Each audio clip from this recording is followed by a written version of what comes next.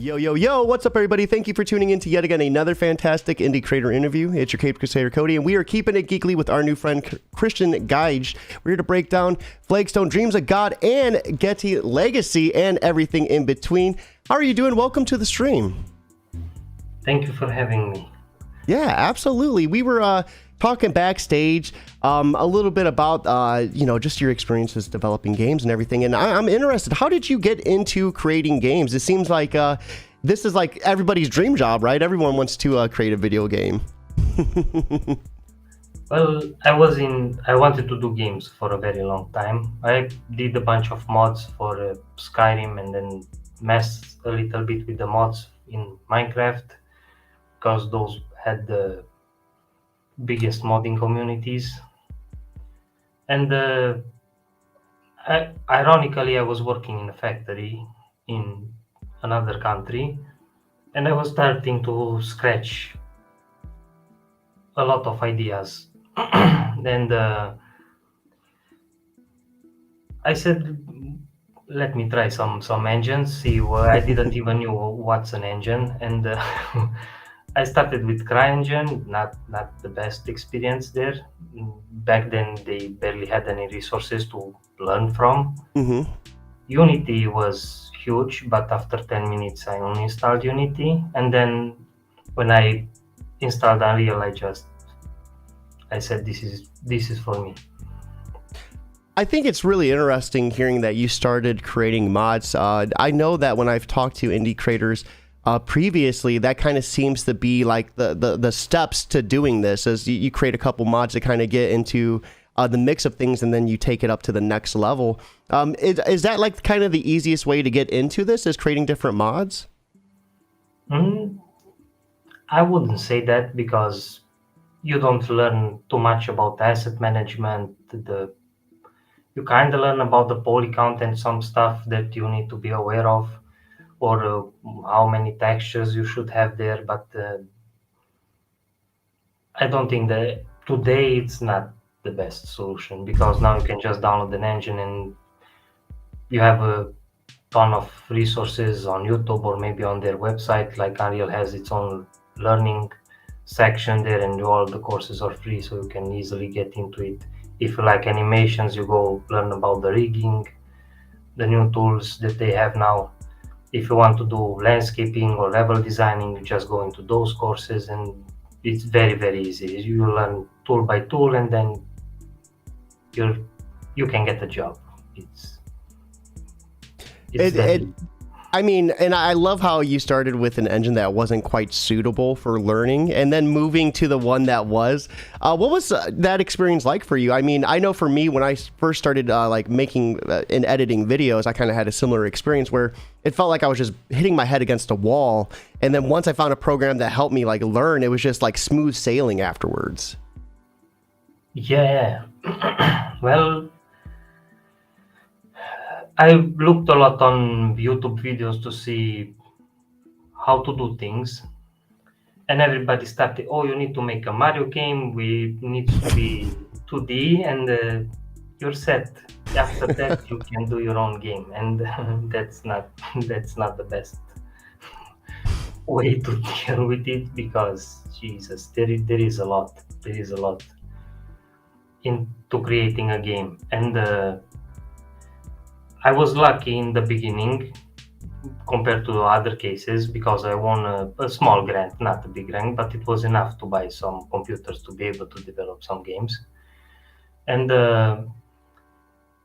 I started basically to learn every tool in Unreal to be able to make a game by myself. Mm-hmm. And oh my, that was torture, and that was Awaken the Time, the first game that I did. So what was your first game like, if you can give us a little bit about it?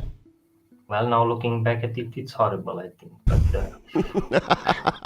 it can definitely be improved with today's new tech that's coming out. So what type of game was it, though? What was, I guess, the main objective in it? Well, I wanted to make a game where you can go in different time zones and have different gameplay styles. Not as a swordman in the future, or a swordman in the past, and then a swordman in the dinosaur age or something like that, to move your soul into different characters that are in different time zones. And it worked, but I wasn't able to take it to the next stage because I wanted to pitch investors. It's kind of in an alpha state now. That's why I said it's horrible. It's not because the idea is bad or something like that. And because I was alone, everybody said, well, if you get sick, who will work on it? So we cannot back you. Then I said, okay, scratch that off the table. Let's build a team. And I started to build a team. Now we are 16. Ooh, that is awesome. Congratulations. Thank you. And we started to work on a common goal, and that's, in the beginning it was Flagstone Getae Legacy. We wanted to make something, an RPG definitely, but something new, to have something, because if you play, I don't know, if you play 10 RPGs, you will kind of see that there is just a nice dress up or a nice different story, but basically it's the same thing done in a different way. And we said, let's try to find something that it should be original, but otherwise we're wasting time. Yeah. How did it feel like working from a one-man team and then having a team of 16? That had to have been like a breath of fresh air. Well, in the beginning it was very hard because I had to let it go and not micromanage everything like I do. Yeah. And I imagine I was a pain in the beginning, but slowly I learned to trust more and more the people that I'm working with, and basically put the responsibility in their hands, on their field, of course. So with this team, you guys have primarily just been working on Flagstone Gacriva Legacy, or have you done anything in between in the meantime? Well, with the programmer that's now on the team, and he is also building the website, there is the art director that's helping us at the moment, and another 3D artist is not on the team at this point. We made the game jam. We meet up very strangely, and we started to do a game for a game jam. I think it was Epic Mega Jam in August 2021 or September or something like that. And those game jams are kind of those are a lot of fun, right? You only have a certain amount of time to make the game from start to finish. Yes, what was the game that? Oh, sorry. Go ahead. 7 days. 7 days. What was the game that you guys worked on? That seems like in a week. That seems like such a tight timeline to get it done. Like, holy crap. Well, we did a shooter game where UFOs came in and started to destroy buildings, and you had to protect the core building. So it was something like a tower defense. The team was running out of space. So that was the idea that we came up with. So how did that game jam look like for you guys over the course of 7 days? I mean, did you have any big issues you had to work through, or was it, pretty nice over the course of the week? What was that experience like? It was weirdly natural flow. We didn't stress too much. Like I'm looking at other streams to see other people's experiences in this case, but for us, we kind of said, you're doing this, we're doing that, I'm doing this, let's do it. And it kind of worked well. I mean, it's nice too, because I kind of set the tone for, the experience, you guys were going to have on Flagstone Gacriva Legacy as well. It lets you know that you work really good as a team. Can you give us a little bit about what Flagstone Gacriva Legacy is about? What type of game it's going to be and what type of story we can expect from it? Well, I'm trying to make the story short because it's almost impossible. There is a protagonist and an antagonist that will kind of fight each other try to compete with one another, but they will be basically AI, and you won't be dragged through a narrative on a line. So I don't know, NPCs waiting for you to come up and then, oh, I have a quest for you. We don't want that type of experience. It will be a sandbox, somewhat close to what I can compare it with. It's No Man's Sky. Okay. So you can even destroy the landscape and dig tunnels and stuff like that. You can basically destroy anything in it.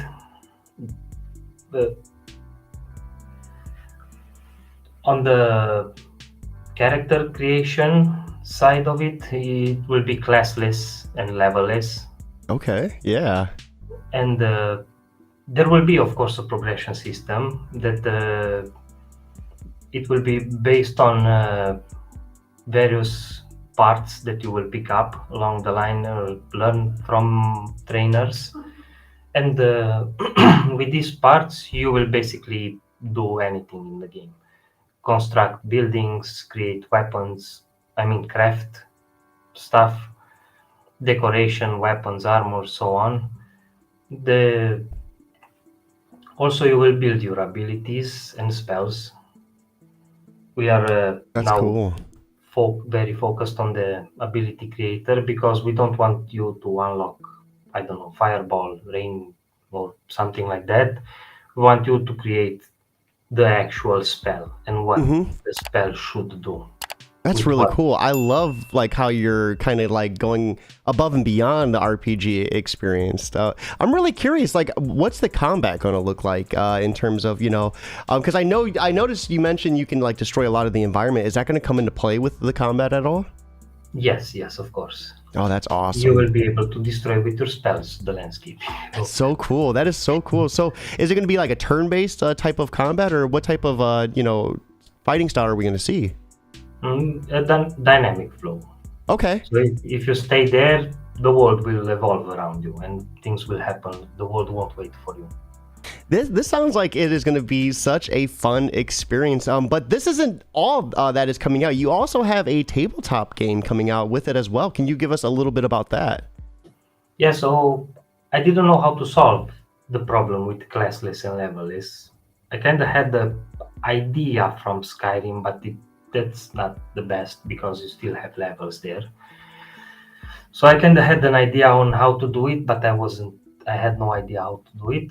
And I had an interesting system that will tie things together. And when Tony came along, he had the ttrpg, which he solved the classless and levelless problem and how to tackle with them. In both games it will be the same systems, but of course one it's played on tabletop and one it will be played on PC. But the mechanics will be the same. So if you're familiar with one, you can easily pick up the other because it's basically the same thing. So what are you guys doing to solve that though? The classless and levelless, like, is that something that you can't really talk about right now, or can you maybe give us a little bit more on it? There is a system that will help you build your stats.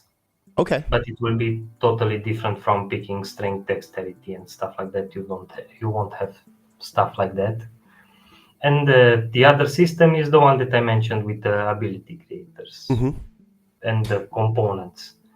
And so when I pitched him the idea and he pitched me the idea, we realized that our games can actually go together very well, because he's solving my problems and I'm solving his problems. So that was a weird journey that we had. I think it's really cool how they both collide too. It gives you kind of the experience in both worlds, right? The digital, like playing it on a computer type of experience, and then playing it on the physical on the tabletop. It's a really awesome experience. And I am loving how you are kind of just breaking the mold of like what is in an RPG. Like, instead of like natural like progression. You're like, we're not going to have levels, we're not going to have class. There's going to be this way that's going to dictate the stats. Even how you guys are going about the stats too. You don't have the normal like strength and like dexterity. Like, I really like how you guys are breaking the mold. What's your reasoning for that? Well, it's limited and it creates power creeps. So you end up like in almost any other game, where you become so powerful that nobody can beat you, and there's no. Yeah. So you eliminate that to kind of to bring the player back to increase the difficulty. Yeah, to not fall down into the boredom area. We kind of want to keep it as much as possible between boredom and anxiety. That's funny. I'm the type of person on an RPG. My first thing is to grind as much as humanly possible in that first level. So I am like OP going up against the people. So I love how like you're taking that away. I mean, what are you hoping players take away when they play this game? You know, what type of experiences and feelings do you want them to have? Like, what should a player expect when they play this for the first time? Well, this was a little bit hard to focus. We started to focus on one mechanic, which I kind of want to leave it at the end because there's the cherry on the top of the cake. But we wanted to have big army fights, so you could lead armies and they would clash and fight each other, and also to have huge open worlds, but not. How should I say this? Like, I don't want to talk down on other games, but there are some games, I won't say names, that they are procedural. That to a point you see that it's so repeating that it's the same grass but now it's blue, or it's the same tree but now it's orange, or something like that. Yep. We kind of want to break that system, and to be able to do that, we are using a lot of AI. That's cool. Yes. One of my biggest things like with games is when you're fighting wave after wave of enemy and it just ends up being the same character with a different skin to it. I hate that. Like that for me as a gamer, that's one of the biggest things that I hate when I'm playing a game. Yeah. Well, now it will be very hard to find two that are have the same abilities and same class, I would say, because the chances of that happening is into billions. There are way too many variables to be able to find two that are exactly the same. For everyone watching, right here is the newsletter to sign up for Flagstone Getae Legacy. When are you guys expecting like any sort of playable demo or like anything of that nature to come? Like is that like in the nearby future? We're hoping next year to have a playable demo to show, because we're tackling with some problems. How should I phrase this? So the AI, as you know it, and I'm talking about the machine learning, not NPCs. If they have too much stuff, then they at one point they just do random weird stuff that doesn't make any sense. But if they have only one task or 2 or 3 tasks maximum, then they will perform very well. So now we're kind of building an architecture where we will have a hierarchy of AIs that will kind of decide for one another. And also we kind of have to put a break on it. So I don't know, for example, you're going to a village, you find the fire mage for some weird reason, and he teaches you to do something, and now you're going to another village and you see another fire mage doing knowing what happened with you in the previous village, and in order to do that, it's a little bit complicated. So the AI will be able to teach you even further or something like that, but not to have knowledge from one NPC to another, so they won't have like a hive mind or something like that. Thank goodness the AI is doing this, because I don't know if I would be able to do that. It seems like it's really a complicated like process. Yeah, it is. But without AI, I don't think it's even possible at this point. So after kind of breaking down Flagstone, Gajda Legacy, and Dreams of God, what's next for you guys? Are you just being focused on this project, or is there anything else kind of in the works for you in the nearby future? Well, we're focused on this project because it will take a while to finish. We're estimating around 3 years to finish the game. But of course, an alpha release, it will be way earlier and so on. But the game takes a lot, especially the procedural creation. We kind of think that we are wanting to make in such a way, like for example, if you want to make a sword, then your sword won't look like any other sword in the game, and to have that's really cool. Personal that this is mine and it looks unique, and not just to have a bunch of skins like you mentioned that somebody can buy or something like that. We don't want to take advantage of the micro marketing stuff that's going on. Yeah, that seems like it's a pretty big thing too, where you can buy a lot of different skins or different colors for customizations, for real world money and such. Are you guys going to include microtransactions, or are you going to, keep them out of the game? No, keep it out. Only if we realize that that's the only solution to be able to get some funding for the game. Only then, but that's like 1%. It's somewhere in the basement locked, that idea. Well, I know it is a busy season for you. We, on crunch time, so I won't hold you up much longer. But I do want to end this podcast on a strong note, and that is for a piece of advice for anyone new to the industry. So for anyone who's out there who's interested into getting into creating games, what type of advice would you offer them? Where should they start? Close YouTube. Just remove it from your bookmark. Don't listen to anybody what says on how to make games. And go on some engine website and start doing there, or find some forums. Go on some engine website. After you learn a little bit, then go on the forums. Stay away from YouTube. Yeah, because they will say that don't dream big, try to do something small. Of course, this works to a degree, but if you truly want to do something amazing, just go big. And of course, try to time frame it, but go big. Don't go small.